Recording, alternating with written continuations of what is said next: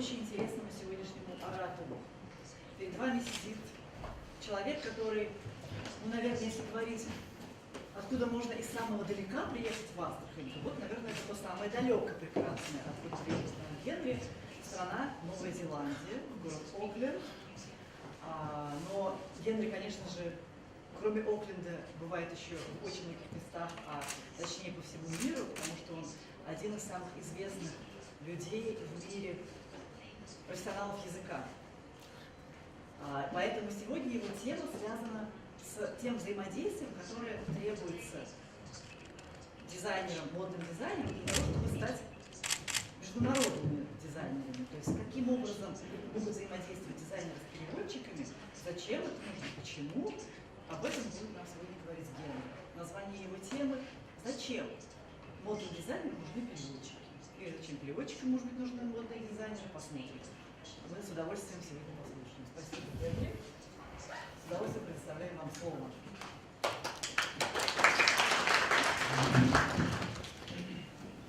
Thank you, Professor Egorova, for your kind words and for your kind invitation. Thank you for being part of this very important event of collaboration between the university and Fashion Week.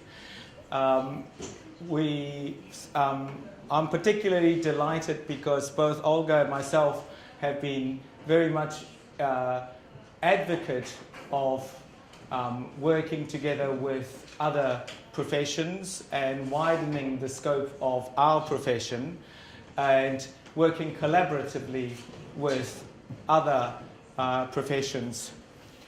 And I think it's particularly important when I say why fashion designers need translators, and that may be obvious to you. Why translators need fashion designers, that may also be obvious to you.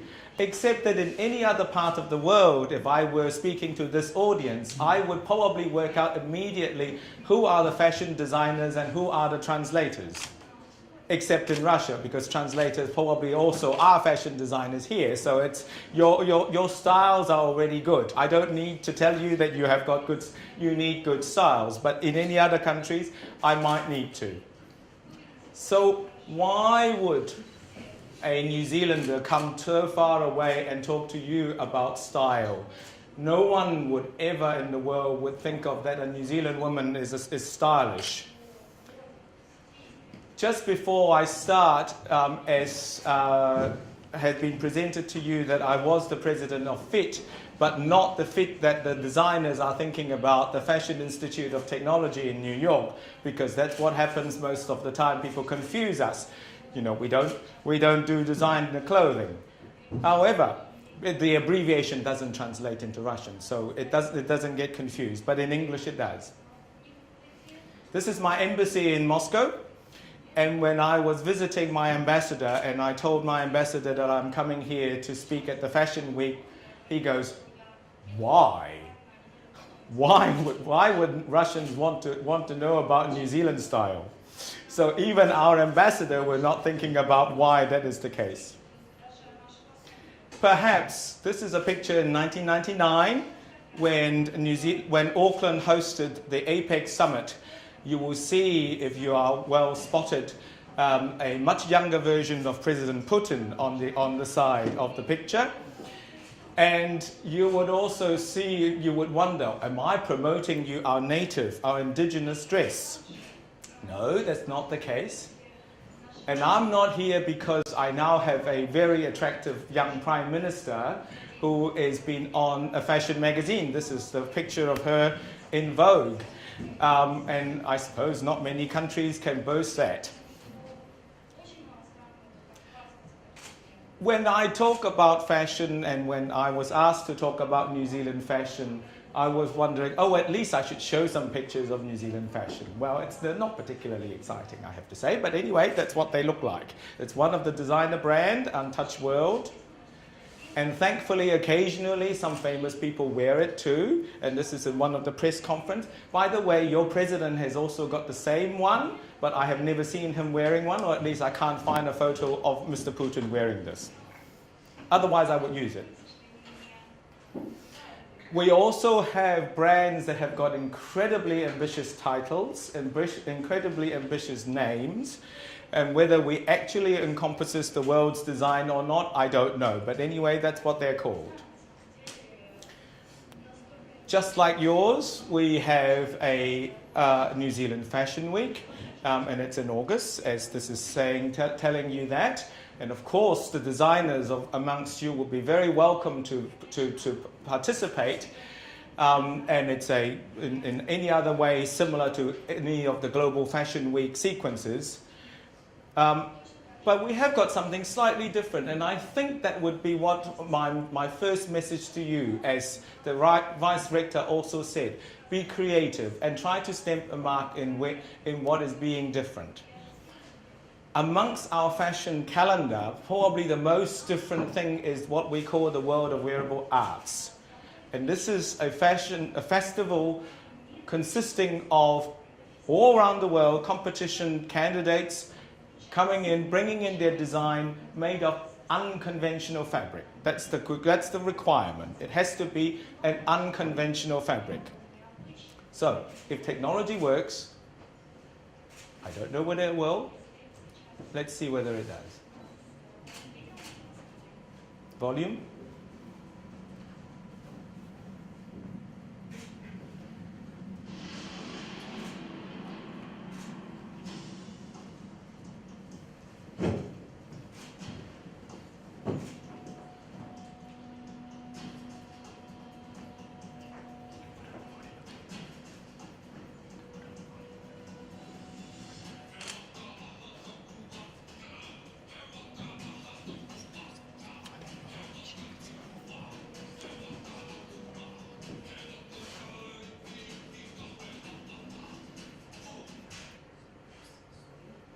Oh, okay. That's where okay.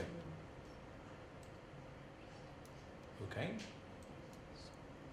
That's okay.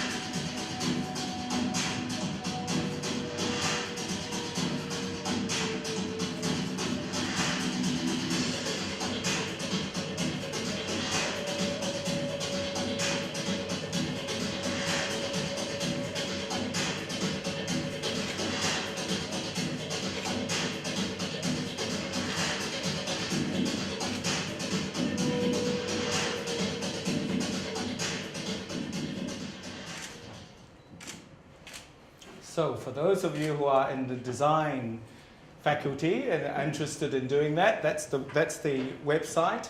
And hopefully we already had participants from Russia before, but certainly this shouldn't stop you from doing so. So how does that compare, and why am I here in your event, in your prestigious event, apart from thank you for having me here to open your academic program? What is the relationship between translators and or any other profession with fashion? Immediately, when you think about it, when you think of translation, probably the first thing you think about is translating texts. And if you are thinking about translating text, probably the most text-filled publication would be your magazine. But of course, different countries, and it's not uniquely Russia or France, or for that it may be, have different ways of presenting information, being attractive and attracting customers in terms of your magazine. It's not purely translation, and some people might even call it localization or transcreation, because different, not just descriptions, but the way to present information is not just photography. And throughout time in history and how your fashion magazine has evolved, of course, we do not shop like this anymore. You do not have catalogs like this anymore. And I managed to find that in the archives. And you might think, most of the time, who shops online? Most of you shop online, yeah? Okay, so perhaps one of the things you think about translation, and well, certainly translation, not necessarily interpreting, is about how to transfer that information online. In other words, how to translate an online presence. But think about this. This is actually the latest survey I've got for your country across the different region of online shopping practice. So the majority of your country still buy at the shop. Even at the highest rate, 32 or 31% in northwestern Russia and in Far East, that means that majority of your citizens, your countrymen and countrywomen, shops at the shop. And this is a famous quote from Willy Brandt, the former German Chancellor. And you all know this because in order to connect, it is language that connects. If I'm selling to you, I speak your language. But if I'm buying from you, then you speak my language. Otherwise, I won't buy from you. And I think that's important to know. So, the myriads of websites that you have across the different parts of fashion that you can click and shop. I'm sure you have got good experiences with that, and hopefully localize into your context that you would find it attractive, not just because of the brand. And part of that reason is I want to enlighten to you the aspect of economy or the aspect of customers' communication. This is a famous report from The Economist, and it surveys around many countries in the world and asking big corporate companies of difficulties in communication whilst you are exporting. And Russia is included, and strangely enough, 89% of your executives talks about having difficulty, having bad communication affecting the bottom line. So, the message is that this country needs a lot of translation and interpreting specialists because this country is looking outside the world, and in order to reduce the obstacle of commerce and other interactions, but this is data from commerce, this is what you need.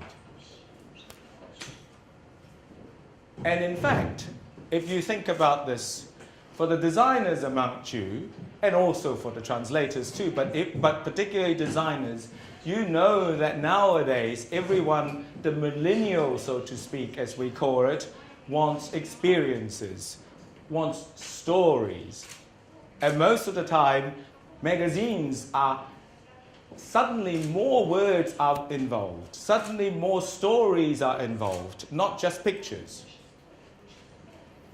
And most of that, this is just one of the different types of magazines. This is just one of the magazines talking about what, how is the Sami culture in Finland influence fashion.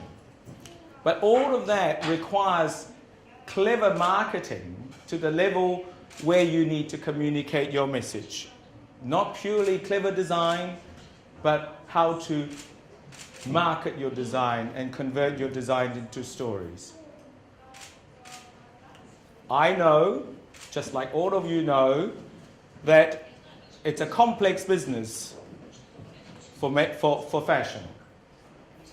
It involves lots of people, it involves lots of time sequences. It's a complex collaborations from fabric to cut to sewing to dyeing to finish to logistics, and of course you know now with marketing. And I'd like to invite you to think of your language colleagues, your linguists, your translators and interpreters as part of your PR team. No one can succeed now without selfies and Instagram in this country, I don't think. Anything you want to communicate a message, you communicate a message via social media. And about presence in the social media and having followers. How do you generate that? Can you generate that without words? Can you generate that without understanding of what would attract other people from other countries? I like to liken it to having the same broad spectrum, the same reason why you cannot market, you cannot allow the world to see you via your literature without translators. Heaven forbid, I've learned a year of Russian and I can barely read most of the things. So let alone reading your literature in Tolstoy and Dostoevsky. That without translators, there's no way for the world to access your thinking and your culture and your view. Much more important now than any other time. The same thing as cinema. Without AV translators, audiovisual translators and subtitlers, without marketing people, there is no way for the rest of the world to understand your cinema and your view. I think the same thing applies for your fashion, for any of your creative industry. Oh, I know industry doesn't translate into Russian. You have to make something into an industry. I do know that. My fault. So, how does that connect with translators? For those of you who are training to be translators and interpreters or even practicing, why would we need designers? Why do people think that we need designers? This is the advertising for the International Translation Day, which is now adopted by the UN. And you can see a typical marketing picture of our profession. We're in the dark. You can't see us. And in fact, most of the time, if any publicity about translators are blanked out. Well, not blanked out, but certainly in the dark. So, do we care? Do people care about what we look? There was a time, I know most of you were not born at that time, but there was a time when translators and interpreters looked like that. Thankfully, things have changed slightly and we now wear color. Because now everything goes online, everything goes on social media. So we are wearing color now. And I would say, for the translators colleagues, and you think you will never be on pictures, well, there are 4 translators on that picture in the London book fair. So, translators are more and more portrayed in social media, more and more portrayed in public events, and we need to have a positive impression. We need to create an impression beyond what we can do, because you all know that appearances and visibility matters. And some of them, as you probably know who this is, Han Kang, the latest winner in the Man Booker Prize, when she goes on tour, she has very elaborate events, very stylish events, and this is what attracts people now. No longer is that's the impression of what people think of translators, slightly ruffled and rustic looking and in the dark and looks slightly panicky and anxious. This is, some of you who follow social media, this is at Stylish Freelancer. She's one of the Italian interpreters who blogs about fashion. And even further extent, Oscar Curo from Spain. He has a regular television program in Spanish TV, talks about language and literature and translation.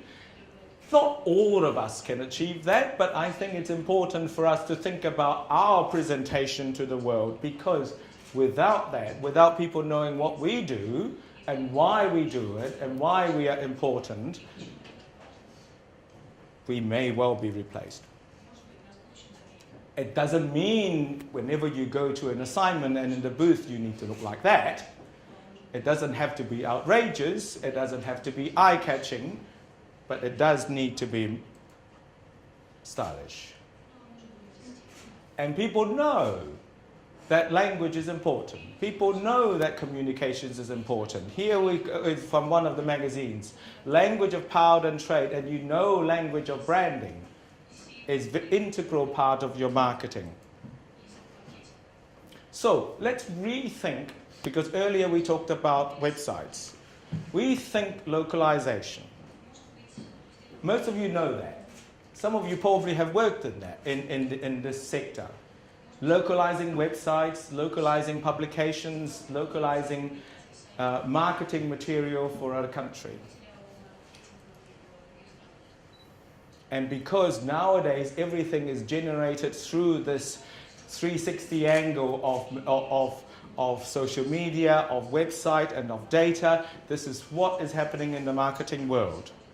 And localization is part of that.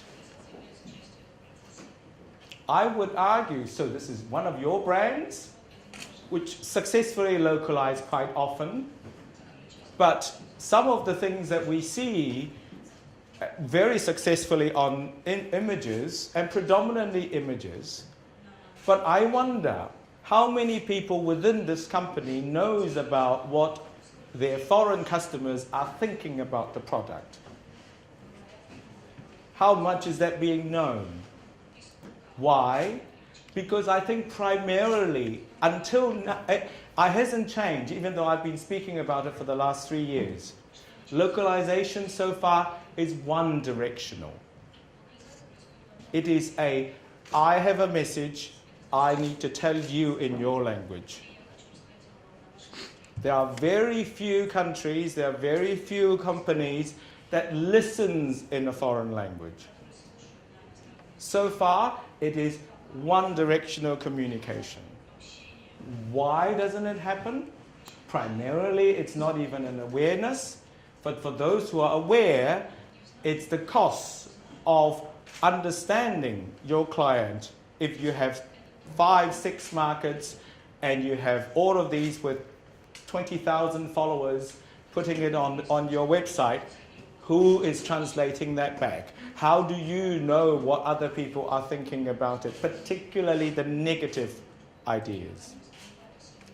So I put it to you, there are more work needs to be done about how we connect to the world, because purely speaking to is not enough. Listening and actually responding to is just as important. Back to online shopping. You've done this, all of you have done this before. And it's been put forward as more and more sales will be rising into and occupying what it's called the resale category. In other words, the online sale categories, the eBays and the equivalent. But is it true? Could this continue to rise? Why? Has any one of you bought jeans online? Have you ever have a fitting pairs of jeans that you buy online? Because it's incredibly difficult. Because there is something that no matter what happened with standardization, no matter what they tell you about what size it is, how many ways of telling you that, we are different. And it is something that is incredibly difficult to imitate that shopping experience, let alone the accuracy of doing that online. So, there is a limitation of online, there is a limitation of remote purchasing, same reason as there is limitations of off-the-shelf translation and off-the-shelf interpreting. Because after all, shops are still important. There is something inherently experiential about shopping. I know, even a man can say that. I know that's unusual. So, just like there are different types of fashion, there are different types of clothing that you can get, there are also different types of translation and interpreting that you can acquire for your projects when you need to communicate abroad. The question of whether you have it off the shelf with readily made translations or readily made equipment for your marketing needs, or whether you need tailor-made ones. This is probably similar to the difference between what you're getting from the shop or what you're getting at tailor-made. But last important point for you to think about, this is, I think, one of the important links, is that the cost of fashion is dropping, but it can only drop to a level after which it becomes ridiculous. And the same thing applies. The cost of language, the cost of communication is dropping, but it will reach a point when your colleagues who are investing in education, who are investing in the career, need to know whether it is worth it. So this is from the World Economic Forum, probably the most right-wing, most capitalistic organization you can think of, and they are talking about what is actually, you need to think about the real costs of something. What is the real cost of communication? What is the real cost of the fabric that you are wearing? Because we can only outsource for this long. We can only Uberize so long of getting people who can speak 2 languages to pretend that they are translators. Eventually, that structure will fail if we do not continue to train, which of course I have no doubt that this school will continue. But it needs support and funding, and it needs to have the recognition. So what is my bottom line to you? I am finishing. What is my bottom line to you? Just like my country is very good at telling you stories, like the Lord of the Rings. I think story matters. The story matters not just to fashion, but the story also matters to translators and interpreters and how we market ourselves. Everyone wants experience, everyone wants stories. So how do we convert these stories into our target market? And it's not just linguistics, it's cultural, it's a whole raft of being attached to somebody emotionally. Second question, second principle, team matters. All of you know, particularly for the fashion graduates, that this is a complex task that you require lots of people for the whole thing to work. And the same thing applied. Same thing in language services. So consider your translator and interpreter colleague sitting next to you as your colleague, as part of your team in your marketing and in your overall strategy globally. Lastly, and I think it is important, is that PR matters, and that public relations matters, public image matters, not just for the designers, for the translators and the interpreters only as well. So this is my message to you of how to stand out in the crowd. This is one of the pictures of the Fashion Week, our Fashion Week. How do we stand out in the crowd? Because at some point in time, we all look rather homogeneous. So how do we stand out is the main message to you all. And think about that.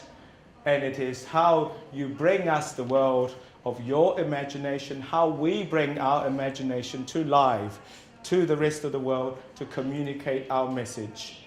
And on that note, I wish you an exciting week with this creative inspiration.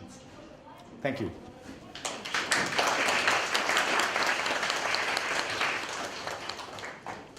Большое спасибо за это вдохновляющее выступление, господин Лиу. И сейчас я хочу попросить присутствующих задать вопросы. Те, кто сидят там и хотят задать вопросы, пожалуйста, подходите к столу и говорите в микрофон. Те, кто сидят за столом, могут задавать прямо здесь на месте. And as you know, I'm excellent in Russian thanks to my colleagues in the booth. So you can speak in Russian.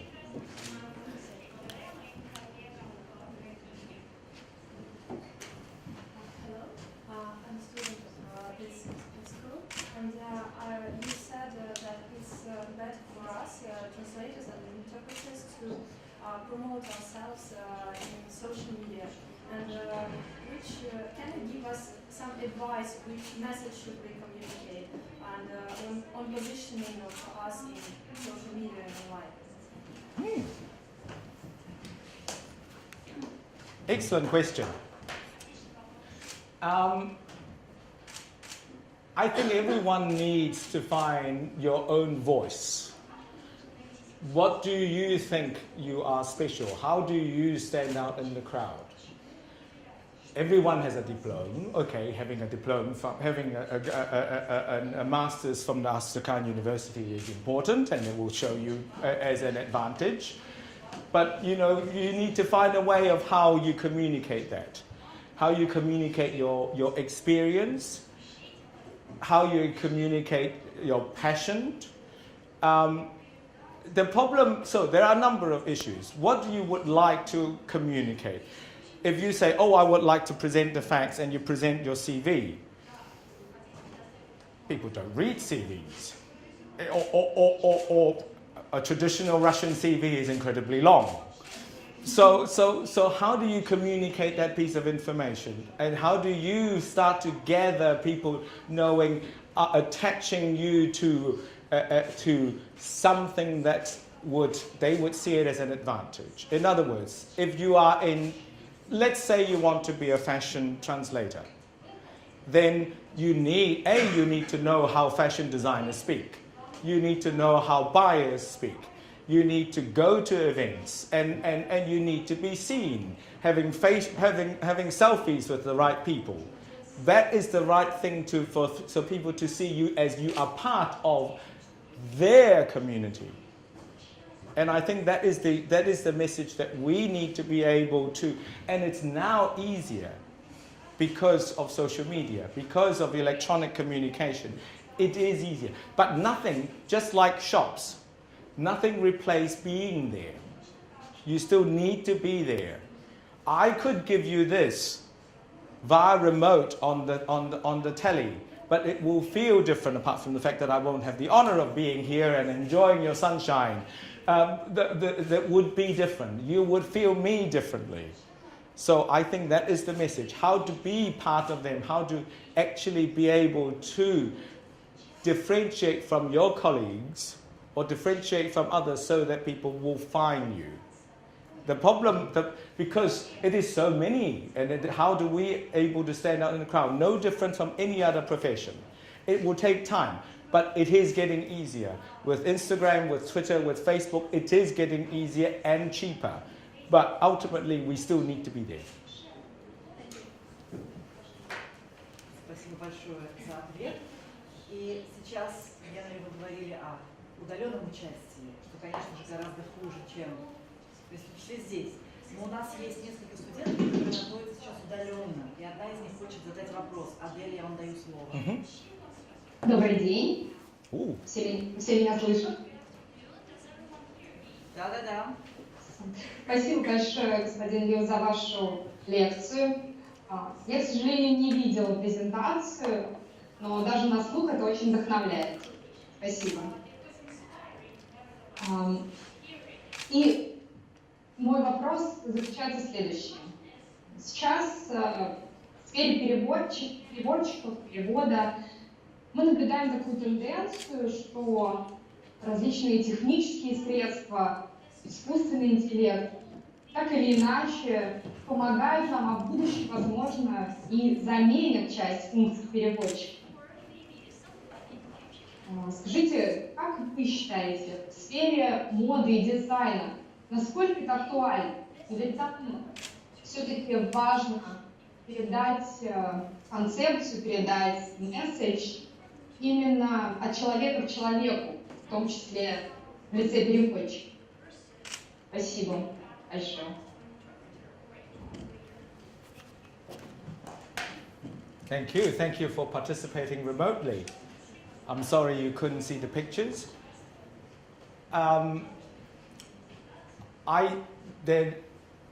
Every industry there has been discussions about being replaced by technology.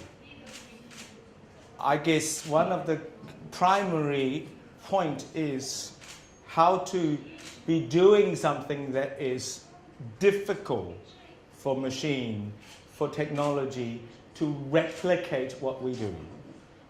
Because bearing in mind, I can talk about machine translation, but I'm sure it's no different from machine design for fashion. All of that is derivative. It's not creative. So how do we live in a sphere? How do we be ahead of the curve? How do we be in front of that part that they can continue, the machine, the technology continue to replicate or even inference, but not being able to have original ideas? And that's the question. That's, as far as I'm concerned, the most important part. One day, heaven forbid, one day technology may replace translators and interpreters, but I mean, if it does, then there is actually not many things left that humans can do. So one, I'm not particularly worried about that, but I also think we should not be complacent. Because a lot of people are quite happy to wear bad clothes, are quite happy to wear cheap clothes. The same question applies. A lot of people are quite happy to have bad translations. So the question really is where do we position in the market? Where do we position in the profession is important. How do we differentiate from others? That is important. So if we can be ahead of the curve, which I have no doubt that people who are sitting here are already, but think about how do we be in an advantageous position rather than being in the middle or even worse, falling behind the middle. So I think that is the point that we should achieve, how we create our own stories, how do we create where we are, so that we are irreplaceable, or at least very difficult to replace. Спасибо большое. Большое спасибо за этот ответ. Еще вопросы, пожалуйста?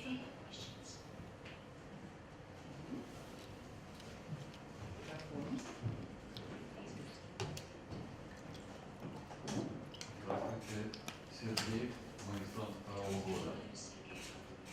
Как вы считаете, какое личное качество или какая черта характера наиболее важна для переводчика? Спасибо.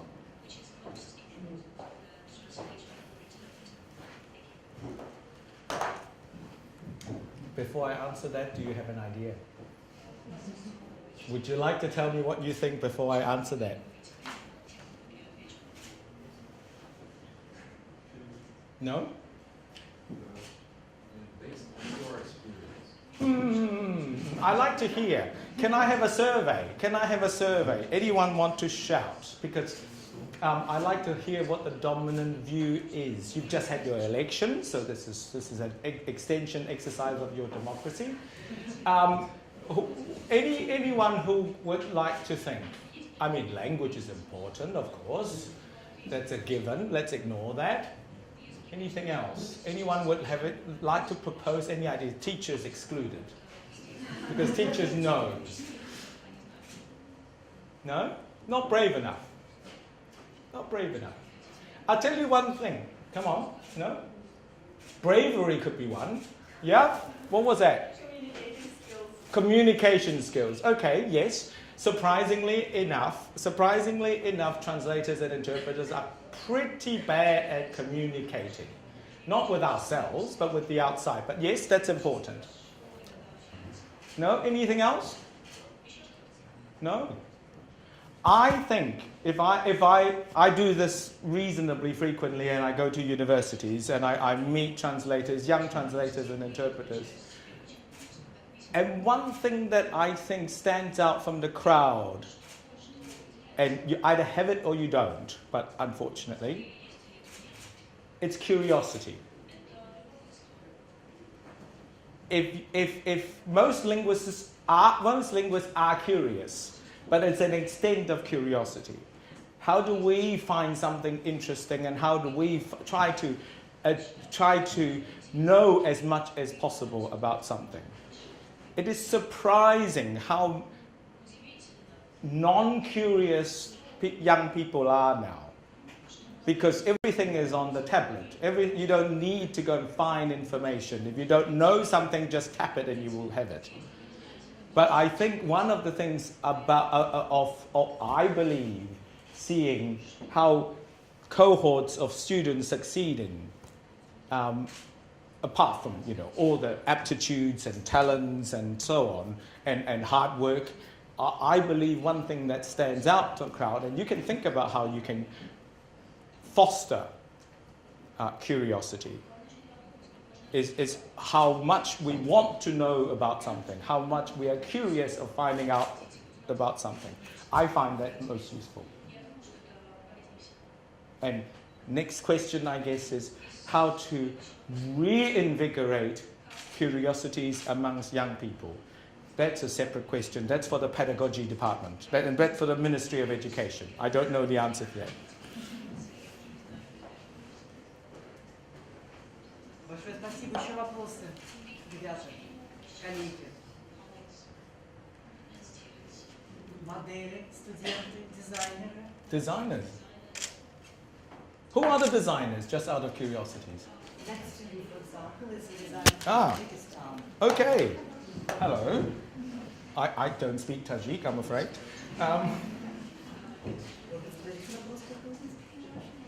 Yeah, right. Микрофон.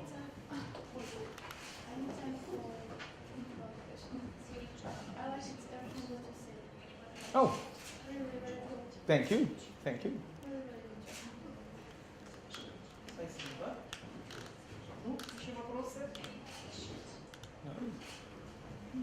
Well, if you are too shy to ask questions, those are my social media contact. You can find me there. And anyone who wants to talk to me afterwards, by all means, and or if you want to take selfie pictures, I would be very happy for that to happen. Otherwise, I like to wish our colleagues in the Fashion Week every success, and I will participate for the next few days, and I look forward to being part of your event.